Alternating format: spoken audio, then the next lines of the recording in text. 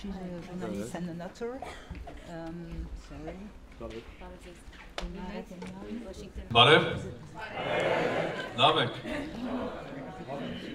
հայերենը լավ լեզու է, եթե Ֆրանսիայի տեսպանել հայերեն է սովորել, ուրեմն կարող ենք հաջորդ մեր խորհրդակցությունը ձեր հետ հայերեն անենք, բայց ես խնդրեցի, որ անգլերեն խոսեմ, ճիշտ է? Ladies and gentlemen, dear friends, it's really a great pleasure for me to be here today. And I think I like the way President of AGBU had presented it, first as a member of the board of AGBU, then the President of the Republic. So, and I can somehow agree with him because the AGBU is more than 100 years old. And the new presidency of independent parliamentary republic is just less than 1 year old. So I am privileged and very happy to be sitting on the board, Mr. President, and to work hard to make AGBO an institution which is global, which is clearly Armenian, but also an institution that serves the interests of the nation and also worldwide humanity, because this is what you are for, or this is what we are for. I was asked to speak about innovation, about development, and because the time is short, I don't think I have too much time, but because I'm in Paris, that's the home of Impressionist art. So I think that I can make my comment as an Impressionist introduction. So it'll be big different colors. I will not have the idea to make it clear representation of the issues that I want to talk, but at least to leave you with an impression about the world today and especially tomorrow, and an impression about Armenia or Armenians today and much more interesting tomorrow. So impressions from President. And I would like to start where our friend Haik, yes, had just ended speaking about industrial revolution in Armenia, okay?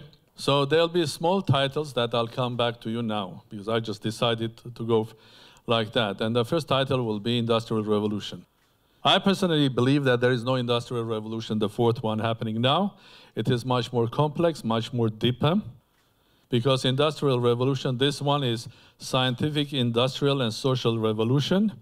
And it's not just a revolution, it's our evolution. R with capital letter, and evolution starting with capital. So it's an evolution, but a rapid one. So it's not industrial revolution and then development or 50 years and another industrial revolution, the first one, the second one, the third one. It is rapid evolution that we're going to face tomorrow. Revolutions are going to happen every year, every second year, every third year. So I think to have division, the fourth industrial revolution, fifth industrial revolution, sixth one is going to be impossible. So we are entering the world, and including, of course, Armenia as well, into the time and era of our evolution. Of course, where does it come, the source of this industrial revolution, or our evolution? The source is the 20th century research and scientific discoveries that were made at the beginning of the 20th century in physics, mathematics, chemistry, and biology later, with the basically discovering of the laws of the new world, which is the quantum laws, quantum mechanics, up to a theory of relativity, gravitation, and so on and so forth. The 20th century, we were doing the research as an academic issue. Well, the time has come that the results of those researches are becoming industrial. 100 years ago, people who were doing research on quantum mechanics were doing as a philosophy. Now that philosophy is becoming reality. So there is no fourth industrial revolution, neither in Armenia nor in the world, but there is rapid evolution that we have entered with wide open gates.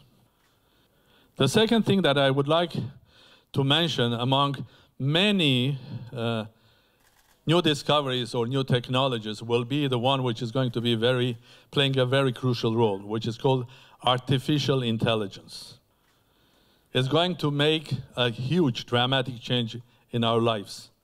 Artificial intelligence is not going only to run our industries, it's going to basically change everything. How we run health, how we run legal issues.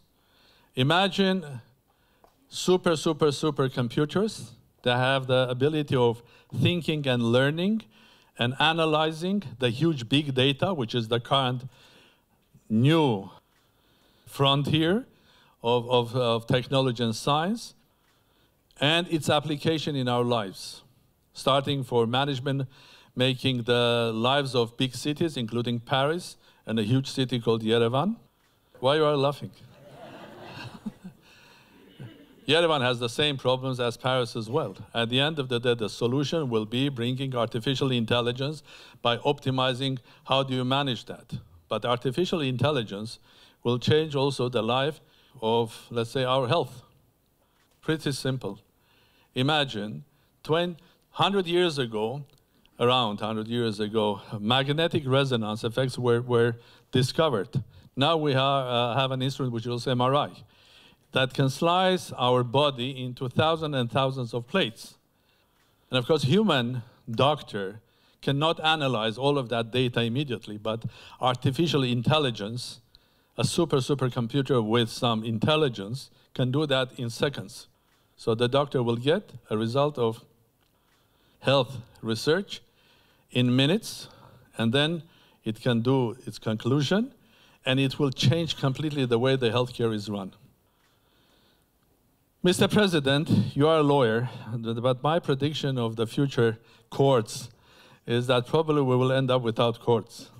That lawyers will be artificial intelligence, because at the end of the interpretation of law, be that local Armenian or international law, global law, for the artificial intelligence that can digest the whole world information in an intellectual way, basically will be the super judge. You'll put your case, there'll be the law, and the super judge, which is the artificial intelligence, will judge it and give it a verdict.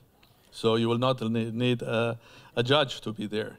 You will be amazed. My prediction will be that in 30, 40 years' time, there'll be no governments. Because you will not need the governments. You will need some people who will be leaders in specific areas, but the governments in the form of making bureaucratic decisions, that could be replaced. So don't be afraid, because the life is beautiful. It will change also our health as well, because the moment you have big data, which is the DNA in our body, and you have the artificial intelligence, we can do magic. We can increase our immune systems, we can fight cancer, we can live longer. So it will completely change our life. From drones to satellites, from lasers that will measure the depth of the water in agriculture for agricultural use, up to everywhere. So artificial intelligence matters. Third, startup. Why startup? Because I'm in this beautiful building together with you. It's one of the capitals, world capitals of startup.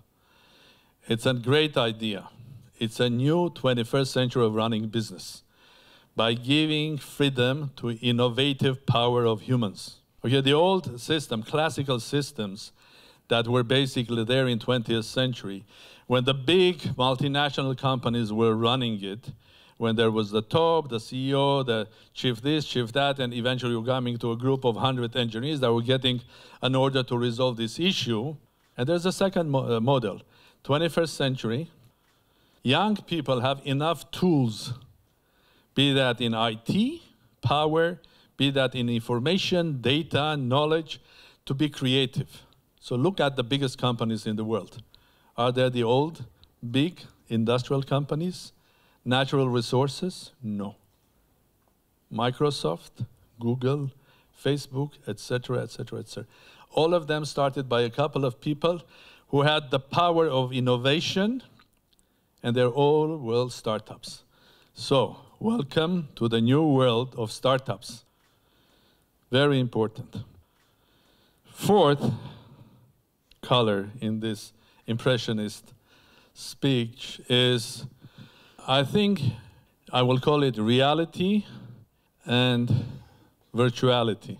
We live in a world that every day the boundaries between reality and virtuality are destroyed. Look how much time you are spending in a virtual world in your day. How many minutes you are working with your telephone, computer, watching television. So virtuality and reality are merging. And the boundaries are destroyed now. And at the end of the day, there'll be more and more virtuality. But this virtuality in this globally connected, interactive world is not only just our lives, our bank accounts, our details, our information about entertainment. It becomes everything that we are doing. And I think it's fascinating. Fascinating because at the end of the day, the reality is that if you take, for example, sports as a great achievement of 20th century. I mean, things like soccer or football championships, international tournaments are watched by millions and millions of people around the world. But what is amazing now, the younger generation are watching more and more their friends who are competing with each other in a computer game. So there are millions of people, and the number of those who are watching, as you know, virtual competition today is as many as those who are watching the real one. So this is a new generation of people, young people, that love to watch virtual competition in the virtual world. So, virtuality and reality, they merge. Welcome to the 21st century. Next one. This revolution is not only scientific, industrial, it's also social. I will not go deep inside, we don't have much time, but this revolution has a huge impact the way social life, public life, political life is managed. I'll give you just hints, and you will understand what I mean. Election of President Macron.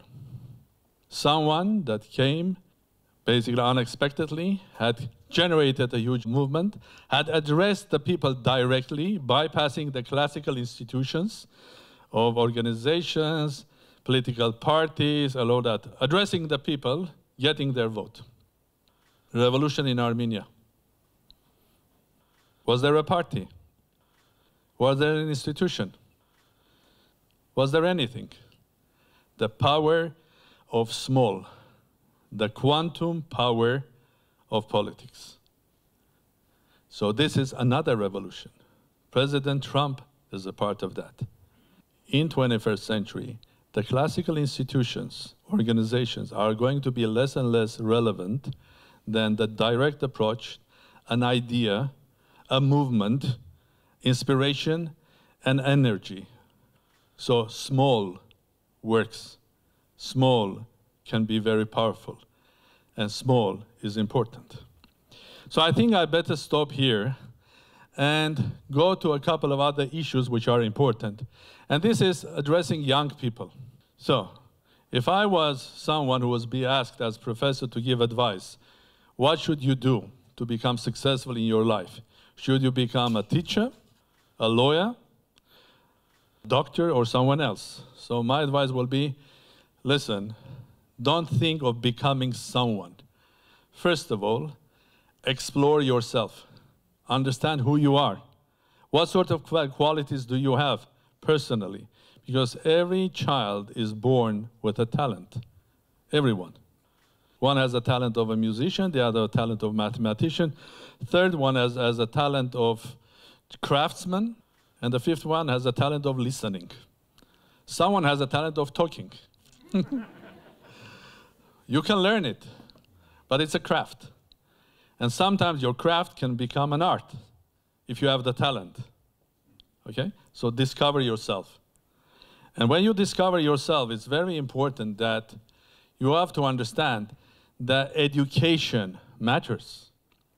Education will change. It will be in the 21st century or the new world, it's going to be different. It is already different. The way we teach. Sam Simonian there, you know him? Tumo, a completely different way of educating younger generation to IT and IT technology and software and so on and so forth. So advanced that countries like France had to import that know-how. Am I right? So Armenia can produce new ideas in education. Education matters, but it will change. Imagine a young girl or a boy, 2 years old today. So what's the first tool they get in their life? iPad, a telephone. So what do? And they are so talented because they can find whatever they like very quickly. And after they become 3 years old. So they are given a book. So what is their reaction to the book? And they realize the book is a broken iPad. It doesn't work. You push it, it doesn't work. So, welcome to the 21st century. Of course, eventually they will read the book. They have to read the book. They have to learn. But education will be different. Absolutely different. And of course, the classical education, the source of knowledge, first source of knowledge was learning how to read. The words, the letters. Now, we have gone back to 5,000 years. Icons. Like in old Egypt, 21st century. Icon this, icon that, up this, up that. And we start learning the world and understanding the new world that way. Now, the last color, morality, important. I mean, at the end of the day, we can have artificial intelligence, huge successes in technology, but if we don't have morality there, we are doomed. Because at the end of the day, there is no technology, and there was no technology historically that was either good or bad. We discovered fire as humans, which was for good. We could cook, it made ours warmer, it was an engine of development, but the same fire could be used and was used by humans for destroying. A hammer was created to build a house, to nail down something useful. But the same, another type of a hammer was used to kill. Nuclear energy, created, discovered, great asset, could be used and is used for great benefit. But it has become also a great danger. So it's not the technology, it's not the tool, it's us and our values. If that values are the right ones, if the values are the ones that are human, if the values are the ones that will lead us to the future, then God bless us. And if the values are of destruction, then God help us. So, I think I rather stop there because there are many other colors. But where does Armenia and Armenia stand here? Let's go back. Our evolution. I agree with you. In Armenia, it has started, but it has started as our evolution or revolution of technology, science, and social and political structure. So we are there. We can be one of the leaders of this in the world. Why? Because the engine of our evolution is globalization, global connectivity. And we are a unique nation, a small state, a global nation, interconnected and interactive. So we are very well positioned there. Agreed? Yeah. So there was no, so I presume that you agree. Second, we spoke about, I think, artificial intelligence. Well, there are friends here who are engineers or scientists, and they know the power in Armenia, of mathematics, science, physics, and not only in Armenia, but outside as well. Because some of you were not born in Armenia, though you came to Armenia and also created something very valuable. So I think we're very well positioned. Because in the new world is the world where that will not be dominated by natural resources, by huge industrial lines. Well, I predict probably in 20, even 10, even maybe 5 years' time, I mean, we will replace the famous discovery of the line of Ford, because the next cars will be assembled in a shopping mall by three-dimensional. You come, you order a car, this, that cars will be electric, there'll be 4 robots, they will print for you and make for you the car, you will get it and go out. So you will not need cheap country with huge human resources to build a car. What you will need, the car making will become a know-how rather than industrial institution or a big structure. So Armenia and Armenians have a small advantage there. Startups. I think we are the mother of startups everywhere. I think Armenia is a wonderful country because you see a lot of young, talented people, and Armenians worldwide, they have come with brilliant ideas, and I have a list of probably around 50 companies, very successful worldwide companies, that either they were participants or they were leaders of that. And startup culture is very, very common in Armenia. You know, there's a startup in Armenia which is called Seaside Startup that brings together startups every year in Dubai, Goa, in Australia, and now also near Lake Sevan. I went there this year. It's fantastic. You have, like it's a Woodstock of startups and science. So startup, the new culture of production, the new culture of innovation matters. And we can be successful there. Even the big companies. Last time when I was here, I went to see Thales. Thales, huge industrial company. They have realized in order to be successful, they have to push and help innovation and startups. So what they have created inside their company, a special division, which looks like, I went to see them, it's like a big Starbucks cafe, and 4 groups of 5 and 4 young boys and girls, and they are doing the innovation work, because innovation is going to be the locomotive of the future development. And we are very well positioned there. Now, reality and virtuality. Today I was searching the virtual world, and I saw in London there's a huge international exhibition on virtual platforms. And one of the big innovations there, or the companies that were very well presented there, is a company which is called Beta Construct. You know them? 2,500 3,000 young people working there. They are one of the leaders in creating platforms, and they have artificial intelligence platform that is helping to create platforms for virtual games and so on and so forth. So we are very well positioned there. Virtuality, yes. The 4th one, revolution. Industrial, scientific, and political. Well, I don't have to impress you. You all know what happened in Armenia last year. It was a revolution of Facebooks. It was a revolution of quantum behavior of politics. Now, encouragement of being strong, well-educated, but also a young man has to have also ability of adapting yourself.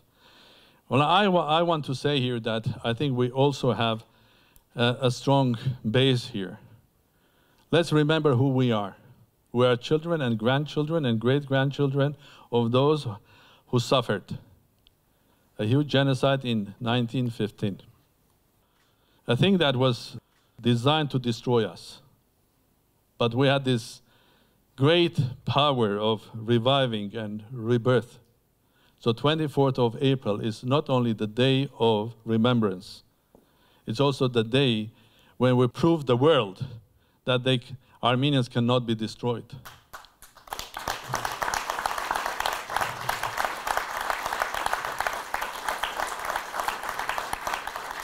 And we have proven that we can rise from ashes, we can do the magic of Christ, rise after death, and we will be there forever. And we have this fantastic quality of a survivor.